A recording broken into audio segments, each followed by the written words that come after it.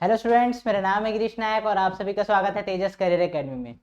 आज हम लोग पॉलिटी का दूसरा सेशन मतलब हम लोग तीसरा सेशन करने वाले हैं। तीसरा टेस्ट पेपर है ये। अब इसमें देखते हैं हम लोग कौन कौन से क्वेश्चन हैं और इन क्वेश्चंस के बेसिस पे हम लोग और भी चीज़ों को समझने की कोशिश करेंगे। तो आज का पहला क्वेश्चन स्टार्ट करने से पहले आप लोग अगर अभी तक सब्सक्राइब नहीं किए तो सब्सक्राइब करें जल्दी से जल्दी। और हम लोग फिर स्टार्ट करते हैं। पहला क्वेश्चन क्या है हमारे पास, भारत एक गणतंत्र है, इसका अर्थ है। मतलब जो वर्ड है ना गणतंत्र, इसका अर्थ बताना है। जैसे कि मैं पिछले लेक्चर में बता चुका हूँ, जो शासन तंत्र होता है ना, वो दो टाइप का होता है। या तो होता है राजतंत्र होता है, या फिर होता है गणतंत्र। राजतंत्र मतलब राजा का बेटा ही राजा बनेगा, वो वाला सिस्टम। मतलब यहाँ पर वंशानुगत रूप से यहाँ पर जो शासन का प्रमुख बनता है ना, वो वंशानुगत होता है। और गणतंत्र में क्या होता है, जो जो शासन का प्रमुख होता है ना, वो जनता द्वारा चुना जाता है। ठीक है। तो यहाँ पर हमारे पास India is a republic. It means the final authority in all matters rest with the public. दूसरा क्या है, India has a parliamentary form of government. Third क्या है, there is no heredity ruler in India. और चौथा क्या दिया है, India is a union of state. सभी मामलों में अंतिम अधिकार जनता के पास है। वैसे तो कुछ कुछ सही बात है, लेकिन हम लोग देखते हैं और क्या सही है। भारत में संसदीय शासन व्यवस्था है, इसके कारण तो नहीं, प्रॉपर एक रीजन होना चाहिए ना, उसका अर्थ बताना है ना। और इसका प्रॉपर अर्थ क्या है, भारत में वंशानुगत शासक नहीं है। वंश यहाँ पर क्या हो रहा था, वंशानुगत शासन प्रणाली चल रही थी, लेकिन यहाँ पर क्या था, वंश नहीं चल रहा था। ठीक है, तो हमारा आंसर क्या होगा, ऑप्शन नंबर सी। अगले क्वेश्चन में चलते हैं, इसको देखे थे हम लोग कल अच्छे से। अब अगले आलम देखते हैं ना। कल्याणकारी राज्य, वेलफेयर स्टेट। कल्याणकारी राज्य का उद्देश्य क्या है, अधिकतम संख्या का अधिकतम कल्याण सुनिश्चित करना, कमजोर वर्गों के कल्याण का प्रबंध करना, सभी नागरिकों को स्वास्थ्य सुविधाएं प्रदान करना, या फिर उपरोक्त में से कोई नहीं। ठीक है, तो क्या बोल रहे हैं, to ensure maximum welfare of maximum number, to manage the welfare of weaker section, to provide health facilities to all citizen, और नन ऑफ द अबव। अब देखो यहाँ पर ना, ये वाला बात जो हमारा है ना, ऑप्शन नंबर बी, कमजोर वर्गों के कल्याण का प्रबंध करना, ये वाला बात तो बिल्कुल सही है। कल्याणकारी राज्य मतलब कल्याण के लिए सोचना है। और यहाँ पर क्या बोलते हैं, अधिकतम संख्या का अधिकतम कल्याण। अधिकतम संख्या बोल देते हैं ना, तो इसमें वो सेक्शन भी आ जाता है जो जिसको इलाज का जरूरत नहीं है। ठीक है, इलाज का इन द सेंस मतलब जिसको मतलब सरकार का, जैसे राशन अगर सरकार दे रही है, राशन दे रही है, फ्री में दे रही है या फिर कम रेट में दे रही है, तो अगर इसको कमजोर वर्गों तक पहुंचाना है तो ये तो उद्देश्य है। ये तो उद्देश्य है। अगर ये जो आर्थिक रूप से संपन्न है वो लोग तभी पहुंचाएंगे, तो यहाँ पर इसका जो कल्याणकारी राज्य वाला उद्देश्य है वो पूर्णतः सही नहीं होता है। क्योंकि ये लोग ऑलरेडी एलिजिबल है, मतलब ये लोग कैपेबल है, ये लोग के पास कैपेसिटी है कि और खरीद सकते हैं। जो लोग नहीं खरीद सकते उनके उत्थान के लिए काम करना है। तो हमारा option number B is the right answer. और एक चीज और देखिए, सभी नागरिकों के स्वास्थ्य सुविधाएं प्रदान करना। बात तो ये भी सही है, कल्याणकारी राज्य का उद्देश्य ये भी है कि स्वास्थ्य सुविधाएं उपलब्ध कराना। बट यहाँ पर क्या किया है, सिर्फ एक फैक्टर को बता दिया है। जैसे अगर हम लोग कल्याणकारी राज्य में देखते हैं, तो जो कमजोर वर्ग है ना, उसको अलग अलग टाइप से सहायता प्रदान करनी रहती है। उसको आर्थिक सहायता भी प्रदान करनी रहती है। ठीक है, आर्थिक भी, स्वास्थ्य सहायता जो है वो भी प्रदान करनी रहती है। ठीक है, और भी क्या बोलते हैं, जो सामाजिक रूप से सामाजिक रूप से उत्पीड़ित लोग अगर हैं, तो उनके उत्थान के लिए भी कार्यक्रम, मतलब कुछ कुछ कार्यक्रम करना पड़ता है।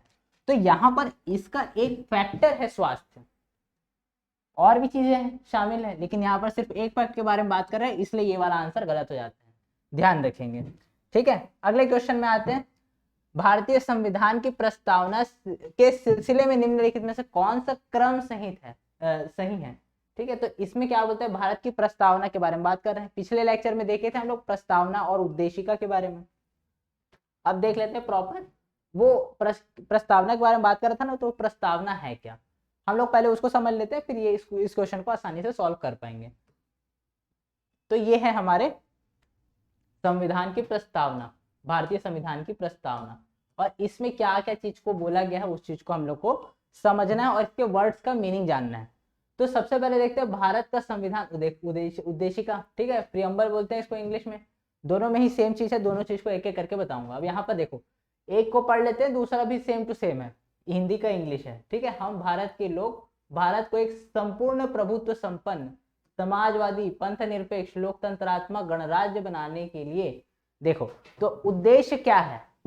सबसे पहला फैक्टर हम लोग को ये पता चलता है कि जो हम लोग संविधान लिखे हैं ना, उस संविधान का उद्देश्य क्या है। भारत को क्या बनाना है, संपूर्ण प्रभुत्व संपन्न। प्रभुत्व संपन्न मतलब होता है अगर कोई देश ऐसा है जो अपना डिसीजन, अपना डिसीजन अंदर का मतलब अपने आंतरिक मामलों का डिसीजन लेना है, उसके लिए किसी बाहर से पूछने की जरूरत नहीं है उसको, मतलब अगर एडवाइस लेना चाहे तो ले सकता है। लेकिन अगर कोई बोलता है, जैसे यूएसए बोल रहा है कि नहीं आपको ये करना है ऐसे करके, और हमको मजबूरी में अगर मानना पड़ रहा है, तो फिर वहां पर हम लोग प्रभुत्व संपन्न नहीं है। अगर अमेरिका कुछ भी बोल रहा है, रशिया कुछ भी बोल रहा है, हम लोग अपना डिसीजन अपने से ले रहे हैं, किसी के प्रेशर में आके नहीं ले रहे हैं, तो फिर उसको बोलते हैं प्रभुत्व संपन्न राज्य। ठीक है, तो प्रभुत्व संपन्न मतलब अपने डिसीजन लेने में खुद कैपेबल होना। समाजवादी मतलब समाज के लिए कार्य करना है, मतलब बाजार के पास पूरी शक्तियां नहीं रहे, मेन शक्ति कहाँ पर है, राज्य के पास, तो वो समाजवादी है। पंथ निरपेक्ष मतलब जैसे एक होता है धर्मनिरपेक्ष, पिछली क्लास में देख चुके हम लोग धर्मनिरपेक्ष, ये उसी का एक्सटेंडेड वर्ड है धर्मनिरपेक्ष। अब धर्मनिरपेक्ष मतलब क्या होता है, राज्य सभी धर्मों का संरक्षण करेगा। अगर किसी धर्म को आगे बढ़ने के लिए जरूरत है तो वहां पर उसको, मतलब अगर किसी संप्रदाय के लोग वीक हो रहे हैं, बहुत उनकी संख्या कम है, तो उनको प्रोवाइड करेगा, कुछ हेल्प प्रोवाइड करेगा कि आप सरवाइव कर पाए। ठीक है, तो वहां पर उनके विकास के लिए हेल्प करेगा, लेकिन खुद उसका कोई धर्म नहीं रहेगा, वो किसी धर्म को एक्सेप्ट करके नहीं चलेगा।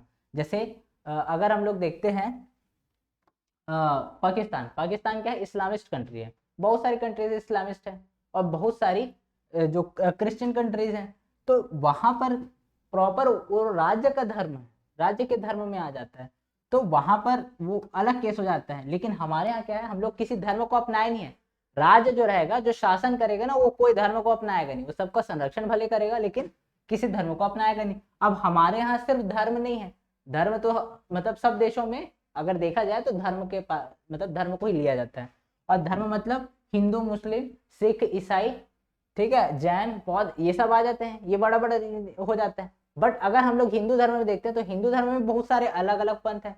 इस्लाम में देखते हैं तो इस्लाम में भी अलग अलग और भी उसके सबऑर्डिनेट्स हैं।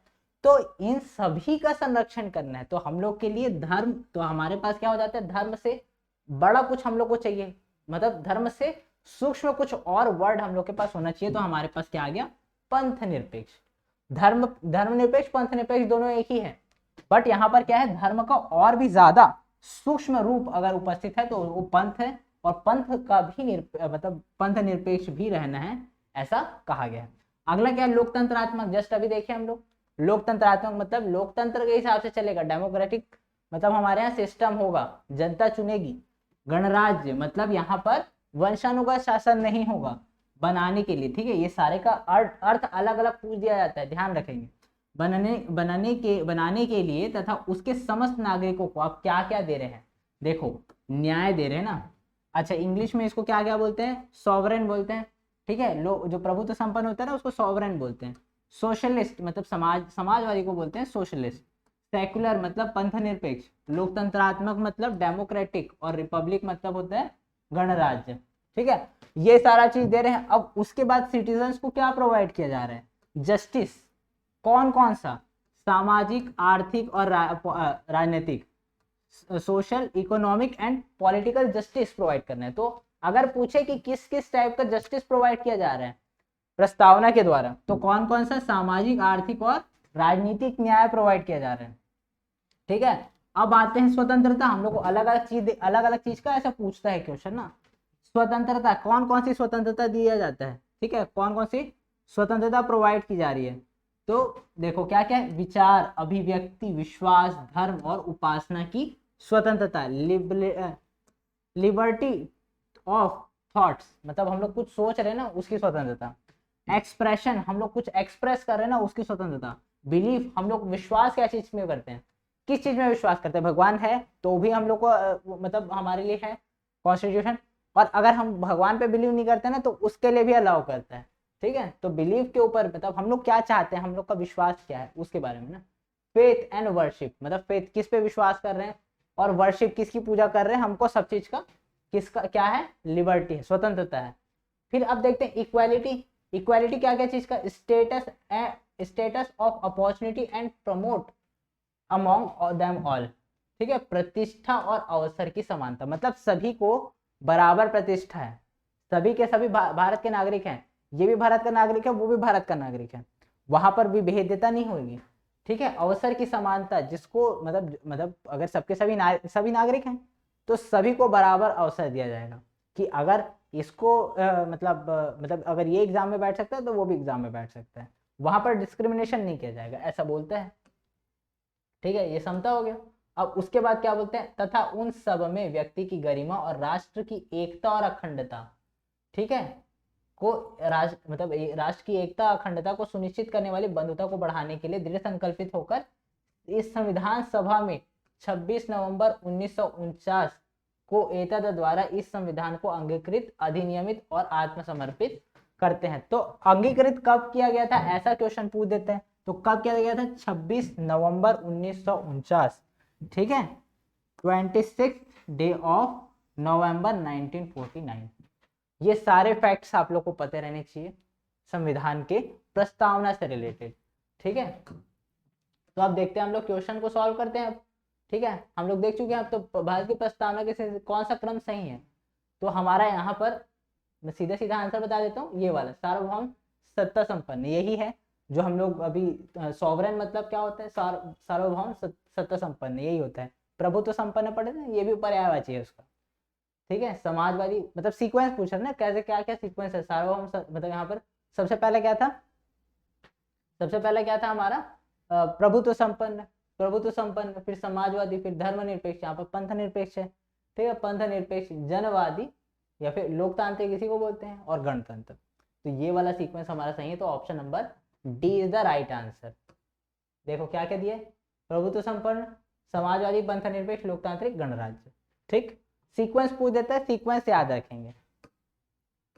अगले क्वेश्चन में आते हैं, भारतीय स्वतंत्रता की प्रस्तावना में जिन आदर्शों एवं उद्देश्यों की रूपरेखा दी गई है उसके आगे व्याख्या की गई है, इसमें आदर्श बताए गए। प्रस्तावना में क्या है, हम लोग को ना उद्देश्य बता दिया गया कि हमको क्या क्या करना है, तो देश को क्या बनाना है, sovereign, socialist, secular, democratic Republic, ये देश को बनाना है। जस्टिस कौन कौन सा प्रोवाइड करना है जनता को, social, economic and political. Liberty क्या क्या प्रोवाइड करनी है, थ्रू थॉट की, एक्सप्रेशन, बिलीफ, फेथ और वर्शिप की। इक्वालिटी क्या क्या चीज में होनी चाहिए, स्टेटस और अपॉर्चुनिटी में, ठीक है। तो ये सारा चीज पूछता है, तो हमारे पास यहाँ पर ये सब तो हमारे पास प्रस्तावना में बता दिया गया, कि हमारा जो संविधान होगा इस चीज से, मतलब हमारा जो संविधान है ना, इस पर आधारित है, इस प्रस्तावना पर आधारित है। यहाँ पर जो जो चीज बताया गया ना, वही सबको इम्प्लीमेंट करने के लिए अनुच्छेद बताए गए हैं, अलग अलग अनुच्छेद में उन सब चीज का वर्णन है कि इसको कैसे हम लोग कंप्लीट करें, ठीक है, कैसे कंप्लीट करें, तो वही चीज को बोल रहे हैं।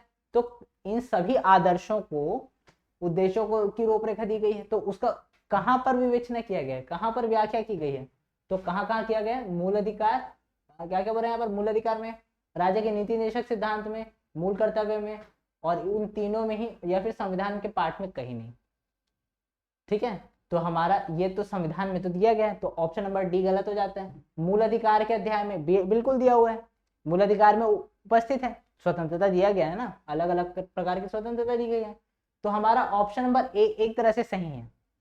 लेकिन ऑप्शन नंबर बी देखते हैं कि राज्य के नीति निर्देशक तत्व सिद्धांत, डीपीएसपी, इसमें भी क्या दिया हुआ है, इसमें भी इसके कुछ भाग हैं, और कुछ भाग कहाँ पर है, मूल कर्तव्य में भी है, मतलब तीनों ही हैं, और तीनों ही कौन से ऑप्शन में, ऑप्शन नंबर सी में।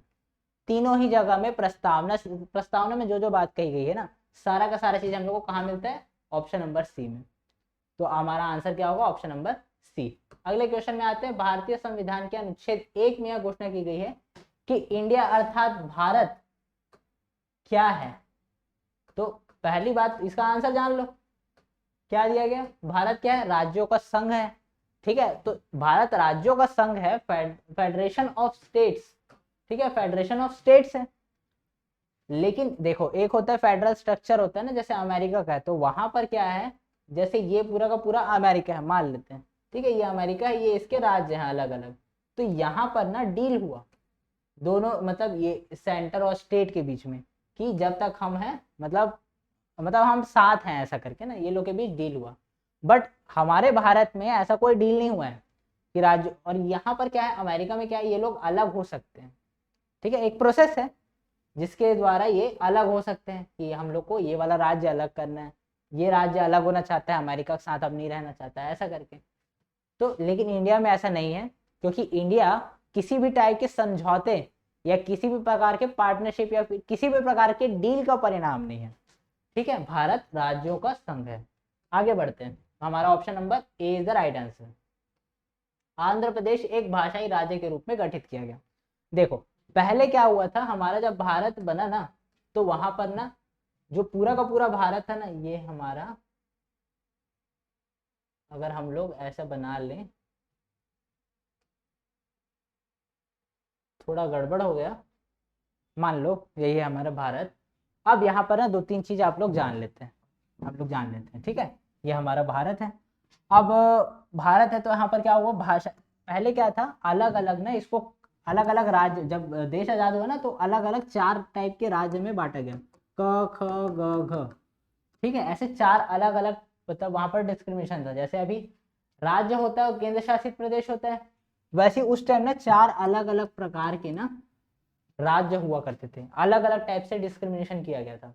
तो इन डिस्क्रिमिनेशन के बाद ना देखते हैं कि कुछ गड़बड़ी उत्पन्न हो रहा है, तो फिर लास्ट में क्या होता है, अल्टीमेटली होता है क्या, 1956 में भाषा के आधार पे कौन कौन से क्षेत्र में क्या भाषा बोली जा रही है, उसके आधार पे ना राज्यों का निर्माण हुआ। जैसे यहाँ पर पंजाब बना, राजस्थान बना, गुजरात बना, महाराष्ट्र बना, सब अलग अलग भाषा के कारण अलग अलग राज्य बन गया।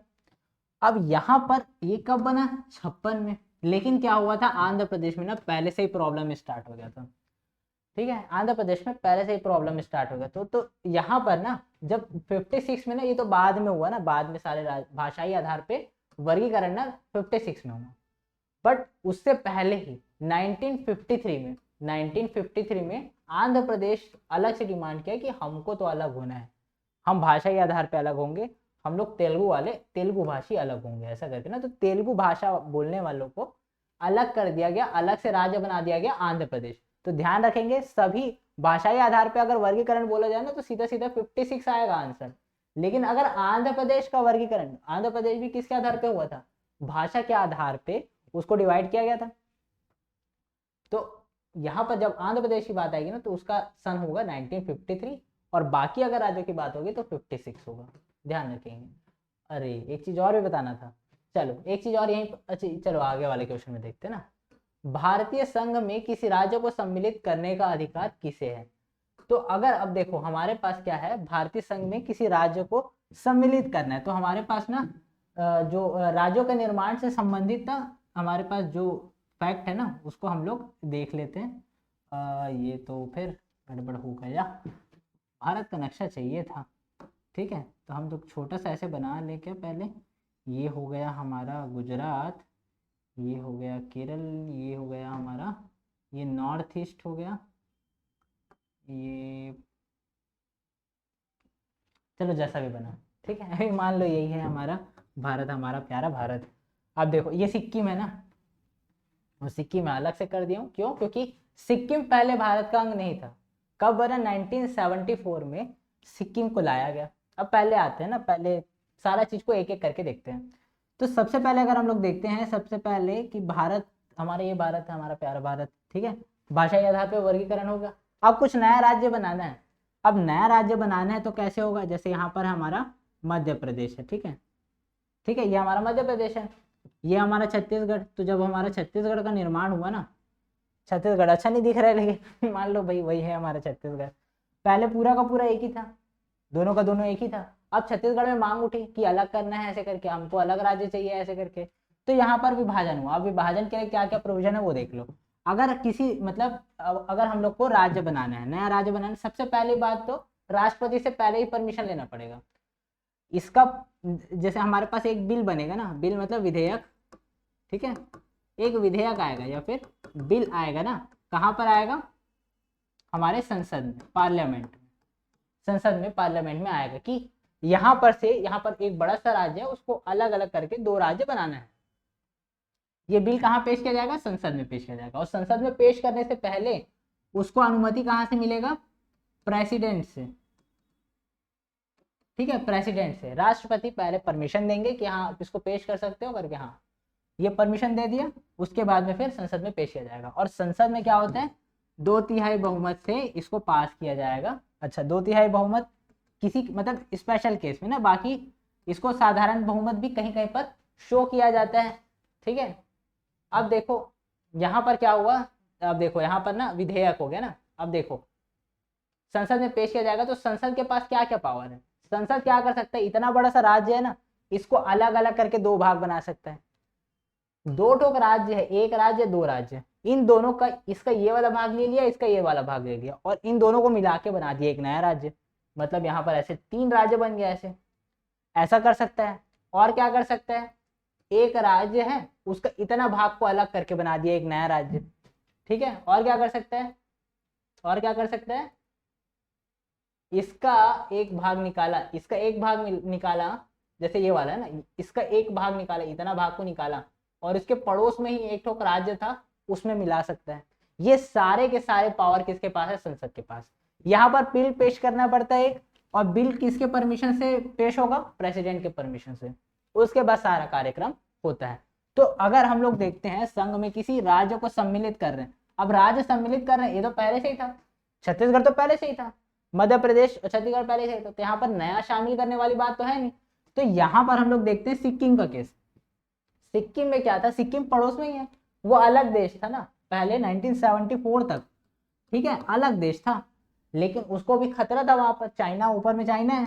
ठीक है, तो वो हमला कर सकता है ऐसे करके, बड़ा देश है ना, तो फिर इसको सुरक्षा का समस्या हुआ।